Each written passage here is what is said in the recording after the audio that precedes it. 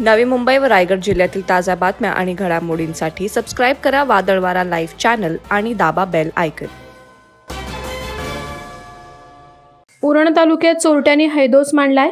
ग्रामस्थांनी अनेकदा युक्त्या वापरून चोरांना पळताभुई थोडी केली आहे। अनेकदा उरणचे नागरिक रात्रीचे गस्त घ्यायचे। यामध्ये काही चोरांचा धाडसी पाठलाग करून त्यांना पोलिसांच्या हवाली करण्यातही उरणकर ग्रामस्थांनी बाजी मारली होती। मात्र एवढं होऊनही उरणमध्ये चोरीच्या घटनांमध्ये घट होत नसल्याने नागरिक चिंताक्रांत आहेत। अशातच उरण तालुक्यातील नागावमध्ये अक्षरशः धडकी भरवणारी घटना घडली। मात्र केवळ दक्ष आणि सतर्क उरणकरांमुळे या भामट्यांचा डाव फसला। नागाव गावातील एका घरात मंगल कार्य आयोजलं होतं। त्यावेळी 4 तृतीयपंथी तेथे आनंदात सहभागी होण्यास आले। आनंदाच्या क्षणी तृतीयपंथीयांचा आशीर्वाद लाभदायी ठरतो अशी समाज मनात समजूत आहे। त्यामुळे ग्रामस्थांचा त्यांच्यावर कोणताही संशय आला नाही। त्यावेळी या 4 तृतीयपंथीयांनी कार्यक्रमात 1 लाख रुपयांची मागणी केली। तडजोडी अंती 25,000 देण्याचे ठरले। ती रक्कम घेऊन जात असताना गावातील काही लोकांना त्यांच्यावर संशय आला।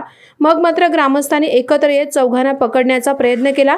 या 2 जण ग्रामस्थांच्या हाती लागले तर अन्य 2 जण तुरी देऊन पसार झाले।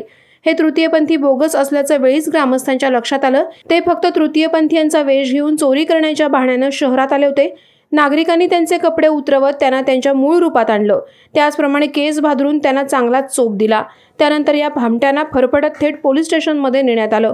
या घटनेमुळे उरणकरांच्या चिंतेत मात्र भर पडली आहे। नागरिकांना वेळीच संशय आल्याने मोठा अनर्थ टळला।